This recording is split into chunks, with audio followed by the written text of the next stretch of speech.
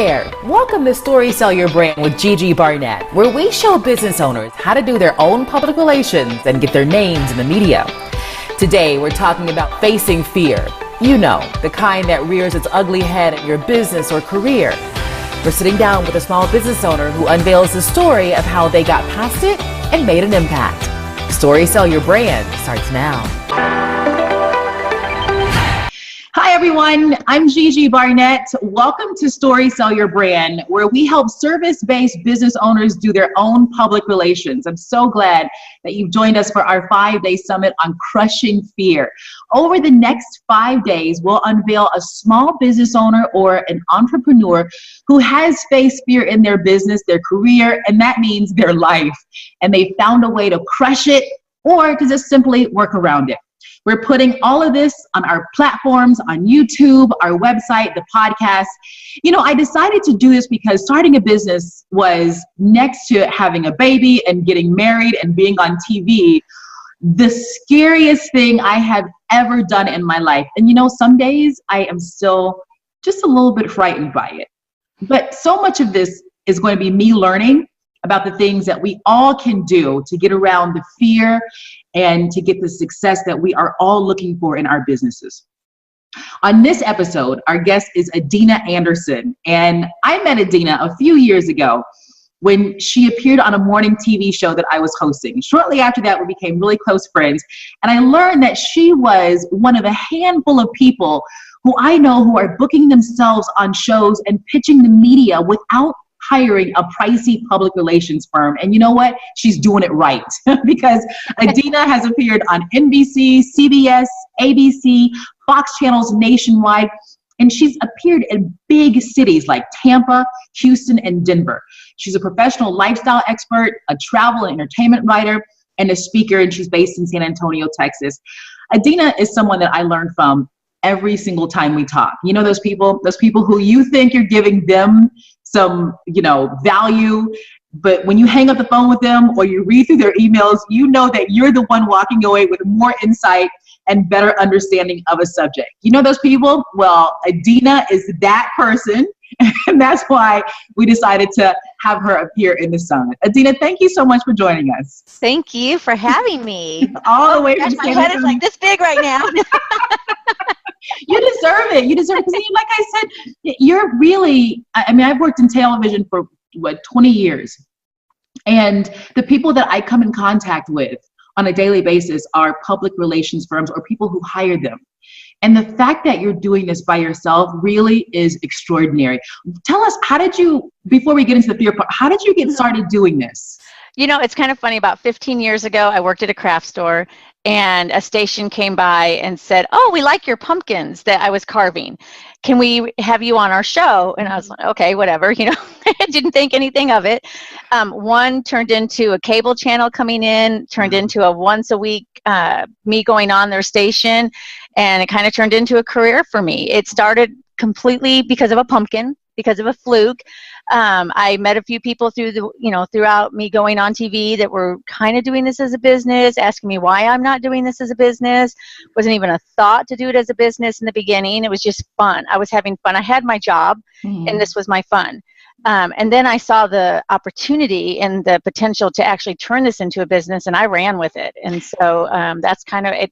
Probably turned into an actual business about 4 or 5 years ago, and about 2.5 years ago, I quit my day job, and, which I have always called it my job, and this was my career, my business, and it was scary. And that's what I was going to talk to, with the fear thing. That was the scary part for me, was putting all my eggs in that basket and running with it, being okay with that. So did the media coverage, did that blow the business up? In terms of you getting growth, or what was that like, getting all that coverage? Yes. When I just did a station here in San Antonio, I never even thought about branching out into other blogging. Wasn't even a thought to me. I started doing the blogging because the stations that I was going to was saying, "Hey, where can the viewers go to see what you've done?" The other stations, it was more of me saying, I really like doing this. I actually see the potential to make money, but I need to branch out. I need to do more. And I just started sending my segments that I was doing here in San Antonio, 2 other stations. I drive, I don't fly. And so I started, with closer places to me.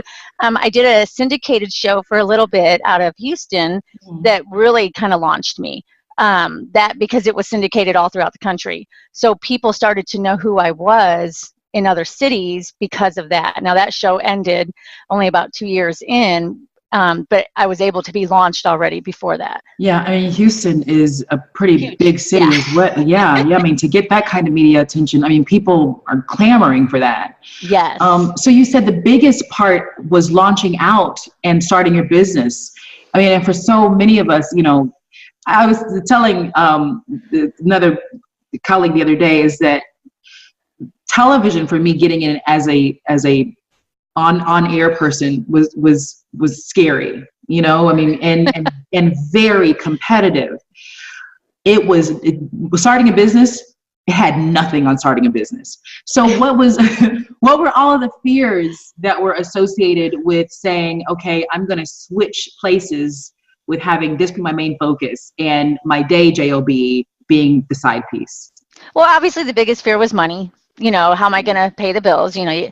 Free items, free product doesn't pay the mortgage. They're great. But I did need to turn it into a business. The scariest part was being able to do this on the stations and convince these companies that I wanted to work with that this was good for them, that this was a good opportunity for them to be seen. It was a good opportunity for them to have ROI, return on investment. That's big for companies, obviously. And I had to prove to them, I had to give them media numbers. So it really, I think taking it as an actual business and all that comes with that, with the numbers and the paperwork and the ROI, that was a little scary. That's what those other firms do that I was like, I've got to learn this. And there's nothing wrong with learning it yourself. It may take a little longer. My brain wanted to explode a few times because it was so much information. But I'm kind of a control freak, and I didn't want to put my business in someone else's hands at first. That's kind of why I was pitching everybody myself, and that's kind of why I was going on myself. It was scary to go to stations. When I first came to your station, I was like, I don't know anybody here. And now you know me. I know. But the stations, they are so happy to have you there because you're giving them content, and that's really what they want. And as long as you're going in there and you're giving something that's educational, which I'm all about that. When I go onto a station now, it's more like I'm there with a friend, and I'm there to share something with them, and I'm not so concerned with the camera and all that kind of. Sometimes I actually forget that the camera's there, and I've waved at people, and I've done crazy things. But I think that was the biggest fear for me, was just the scary part of turning this into a business and going, I can do this. Let's go for it. Yeah. Explain to people your business model, because you mentioned those sponsors. How does this work exactly? Because you're a travel and entertainment writer and speaker. So how do the sponsorships work?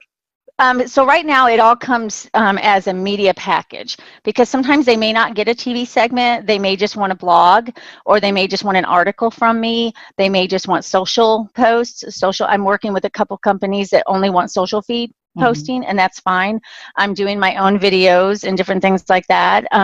So it really, I kind of cater it to each company individually. So I ask them, A, what's your budget? B, what are you looking for to get out of this? So I kind of ask them what they want from me first, and then I kind of give them what I can offer. Was there steps or a method? Because I think we talked about what my method was the other day, and my method is really simple. I just have a big sign on the wall that says, whatever fear you're feeling, just do it. Exactly. Yes. What's your method? How do you work through that? I mean, because, I can sometimes I feel the stress, it's like, okay, I'm not really sleeping as well as I should, or, maybe I'm working too much, but those are all negative things. So how do you work through knowing, okay, this is fear that I'm dealing with? That was a big one for me, as far as making sure I wasn't working too hard. What is that? Work smarter, not harder. Yeah. I was the reverse. I was working so hard in the beginning. I still am a little bit, because I am still growing. But people who think you can start a business and only work 20 hours a week, sorry, it ain't going to happen. A lot of it was learning in the beginning. You know, my process was I was Googling, thank God for Google. I Googled everything, contracts, proposals, asked friends who were doing this, you know, asking anybody for tips and ideas. And, you know, just I wanted to make sure I had all my ducks in a row before I was really pitching companies. Of course, some of the companies I work with were friends who had a company and they wanted me to promote them. And I was like, sure, let's work out a deal. And that was easy for me because there was that friendship there. So we kind of worked it out together. But when I'm working with the bigger companies, and I work with a lot of PR firms that handle these bigger companies, so that was a whole nother, I've signed 11-page contracts. With PR firms through with the company? PR firms, yes, or companies. I've signed 1-page contracts that I created myself because they'd never done one. So, and that's, you know, that's where Google came in, Pinterest even. I was looking on for contracts. So if you have a standard contract when you're working with a company, stick to it. I always tell people, if you have a price you know you want to charge, charge it. You know, don't say, oh, well, maybe I should take this, you know, and what if they don't want to work with me? That's a big fear right there. You know, oh, maybe I should cut my price. There's always going to be another company. Yeah, that's the imposter syndrome that's sneaking in, because people are saying, oh, you know, and like I haven't dealt with that either. But, you know, it's like this whole, oh, if I charge that much, number one, can I deliver? And number two, are they going to be able to see, you know, me for who I really am, which is what, an expert, you know? And so did you have to deal with that as well? That oh my gosh, yes. Yes. I've had companies come back and tell me how amazing I am, cannot wait to work with me again. And I've had companies where it's radio silence. And I'm like, did I do good? Did I not do good? And then I've had companies that come back and say, thank you. And I never hear from them again. And that's kind of like, okay, at least they answered. They said they liked it, but I don't know if they did or not, because I love the companies that give me these great reviews. Testimonials are big. When you get a company that you work with, get a testimonial from them, especially if they love you. That way you always have that in the background, you know, because there are companies that will ask for testimonials. There are companies that will ask for ROI. There are companies that will ask for your numbers. Social media numbers are huge right now. And then also the numbers of the TV stations, they want to know. And that's hard to get. You kind of really have to, it goes by population. So you've got to get that as well. I see. So you mean in terms of the city, market. Where you appear, how many people are watching you on that station? Exactly. What were so, you know, you said, okay, well, I started this business and that was the scariest things. I didn't want anybody taking over. And then the method that I deal with is what you just kind of keep plowing through it, right? Yeah. Even though you feel this fear. Yes. And I have clients that I've worked with since the beginning, and I have had to up my prices on certain ones because travel expenses come into play here. And so charging more was a big fear. You know, what if they don't want to work with me again? So every year I go through a new method of, okay, do I need to up my prices with this client? I do have a thing where if they buy more than one media package, you know, as far as more than one city, I cut them a break because that helps me out. But if they're only buying one, well, that's like a one and done. And so that's a different price. And so that I have that method that I go through. And then I also have added to my media campaign as far as it's not just the TV segments, but it's also social media. But it really shouldn't just be social media because TV is very important. Right. You know, not everybody has social media. I can tell you my daddy don't, you know. Yeah, right. You still got a flip phone, you know. Right. Right. And you're trying to reach everyone to some degree. Yeah. Yes. So then the lessons, you know, that you learn from, because here's a lesson that I'm really trying to put into practice, which is that really it all works out. Yes. It really does all work out. Even things that you look at and you go, gosh, what was I doing? Or why did I do that way? Or, you know, I'm fearful going in, but I do it and it may not turn out the way I want it to turn out. There's still these gems, you know, lessons that I can learn from that. So what are some of if you launch your business, what are some of the lessons that you've been able to mine, you know, and gather over One thing is I've learned a database. Keep a database of everything. I'm very forgetful, and I know that going in, and yet I keep forgetting that. So I I know. I'm forgetting what I forget. Exactly. You know, I felt horrible one time. I did a segment and I had this client that I needed to promote, completely spaced them. Didn't mention them, didn't even have their product on there. It was sitting in a corner. I had so many other things. I got done. I was like, oh my God, what did I just do? And that was heartbreaking to me. Luckily, the producer and I, we worked something out and it's fine. But keep a database of who you're working with now, how they respond to you. It's going to help you in the long run. That's a really good organizational thing, I guess, if you want to call it that. Don't kind of willy-nilly it. If you're gonna turn this into a business and you're gonna want to work with these clients, definitely keep track of everything you're doing. Right. And with the client, with what station, with what social media, just so you have something to present to another client moving forward. Like, this is what I can do, this is what I've done, and this is how it turned out. Right. That was a hard lesson for me to learn in the beginning. I wasn't keeping track of anything, and I was all over the place, and it was very hard for me to kind of narrow that in, because if you feel overwhelmed, you're going to shut down and you're not going to want to do it, and you're going to be like, this is too hard to do. That's a huge fear people run into. Yeah, that will feed into you feeling that way. But if you got everything, you know, kind of, if you have everything where it should be, then you know the steps that you're going to be taking, and that's going to really cut some of that fear out. Yes. I'm going to old school it here, get a calendar. Like a wall calendar that you have to look at every day. Right. So important. Oh, that's good. Was there anything else? Any other lessons? I mean, in terms of maybe big picture lessons, like, you know, I'm glad I did this because, you know, this. I'm glad I did this because this is, I mean, I've been traveling since I was 18 years old, and then I had my son, and we still took him traveling, but I really had to kind of step back and work a job. I couldn't wait to really do what I've always wanted to do.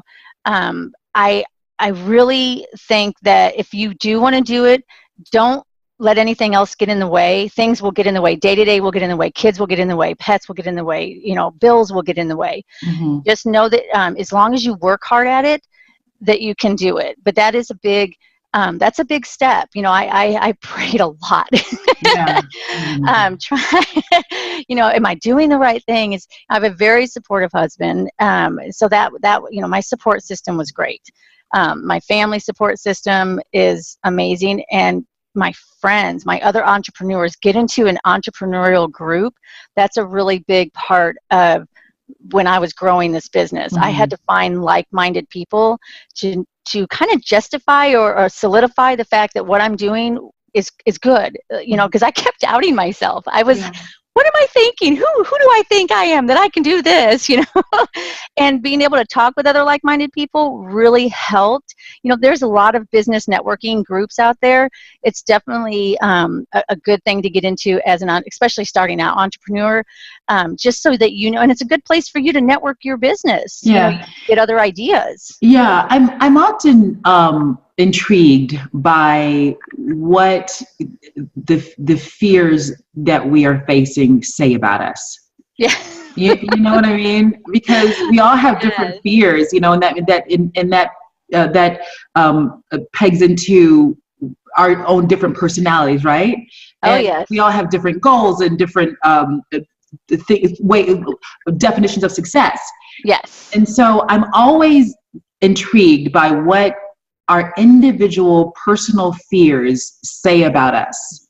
Because to me, I think, well, if it's saying this about me, and I know that's, you know, fear is, basically a lie, right? It's false evidence appearing real. So then if that's a lie, then on this other side, what's the truth? You know what I mean? So what were your fears saying about Adeina Anderson? Well, you know, we talked about this the other day. One thing, when I go to a station and there's somebody that's there and it's their first time, it takes me back to my first time, and I was terrified. And then I had to come to the realization that it's just a camera. Why am I fearing this inanimate object? Yeah, okay, I get it. There's people on the other side of it that are going to see it, but they're not in my face right now, just as camera is.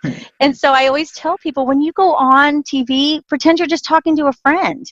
Like, don't let something inanimate be a fear. Like if you want to have a fear, make it real, like money, Right. or something else.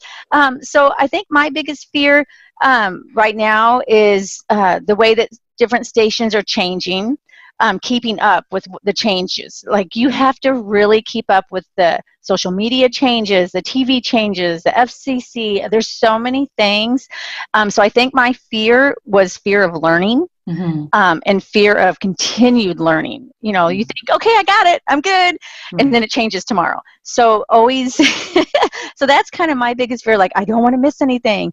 I don't want to forget anything. So that's probably, yeah. What does my fear say? That I'm forgetful? No, I don't know. Yeah. But you got that calendar, so you're not, Exactly. Believe me, that calendar is so helpful.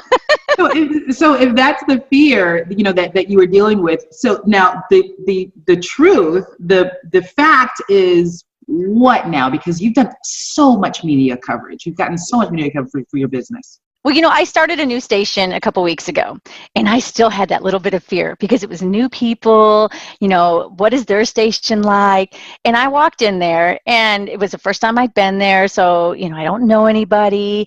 And it was probably the best welcome I've ever had walking into a state. They had music playing, they're dancing. Oh. I was like, this is great. My fear is gone.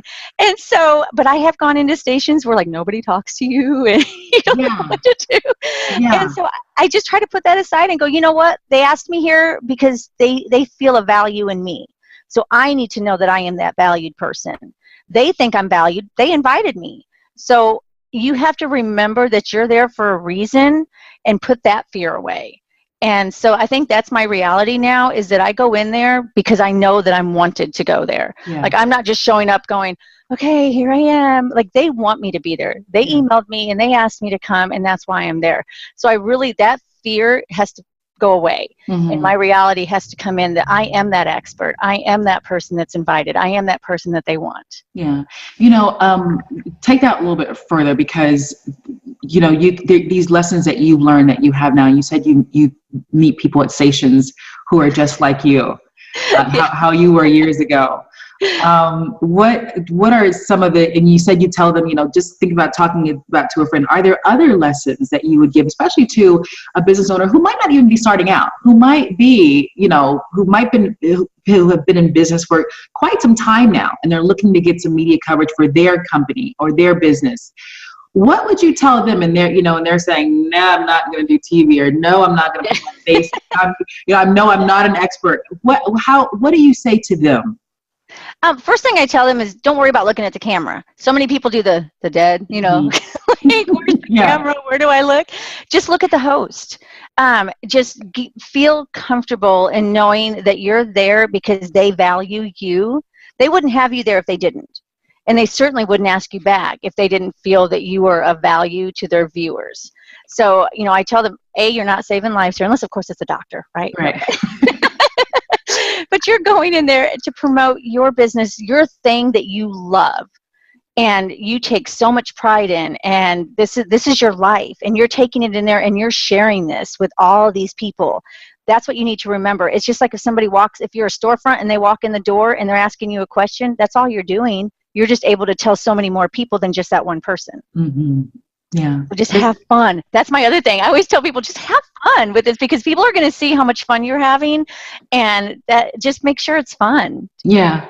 Yeah. I mean, so when you look back over it and you look at the fears that you were facing then, and even now going forward, because the other thing that I'm learning too is that it never really quite goes away, especially when you have a new project. And that just might be the fact that we're alive, and you feel that adrenaline, saying, okay, I'm going to do this. And then maybe there's but how, or why, and so maybe that's just part of this adventure, this journey of having a business, owning, something to this magnitude. So, I guess when you look back over those fears that you had, do you laugh at them? Do you say, oh, I'm glad I'm grateful for them? What do you think of them now? Sorry. No, it's okay. It's kind of funny. The first ones I did, I actually recorded on VHS. Remember those days, right? Yes, I do.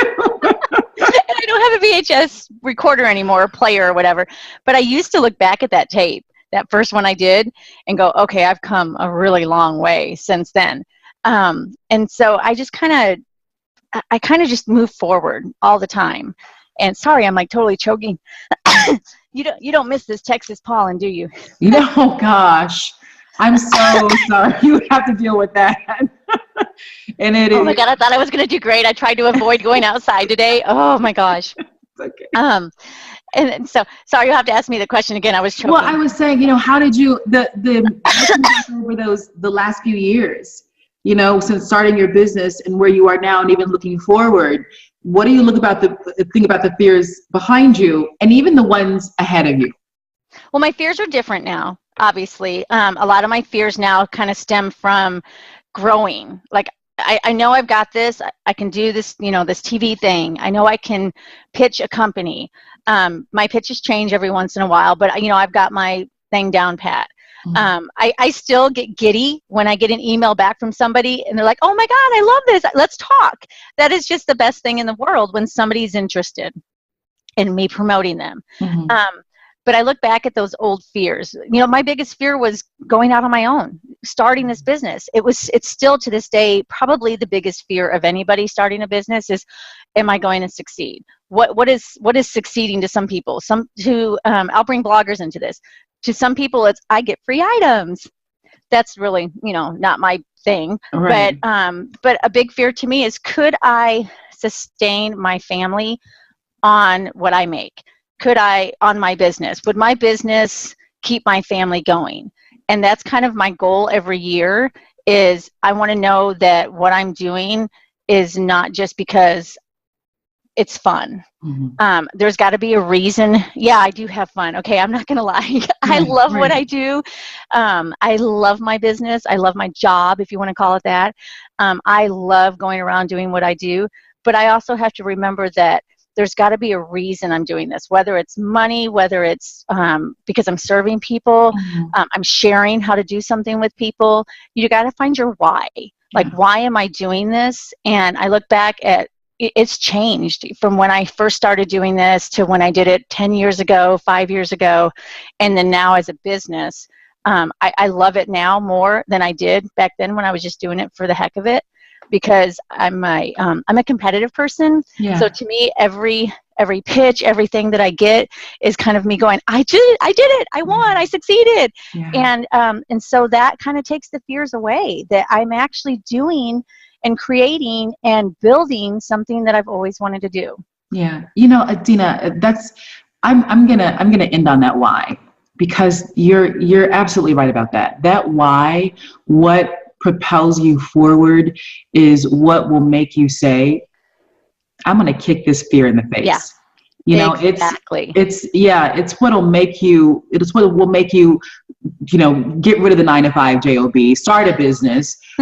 it's what will make you, have kids, and so it's like, that's probably where we need to start. Not probably, really, where many business owners need to start, especially when they want to get that media coverage, because the media coverage will bring you, as you know, more visibility, more credibility, more trust, more likability, and all the things really that you need to push your business forward. But if you keep that why front and center, yes, write it on a piece of paper, stick it on the wall next to that calendar. The excuses that we, I guess, would normally use to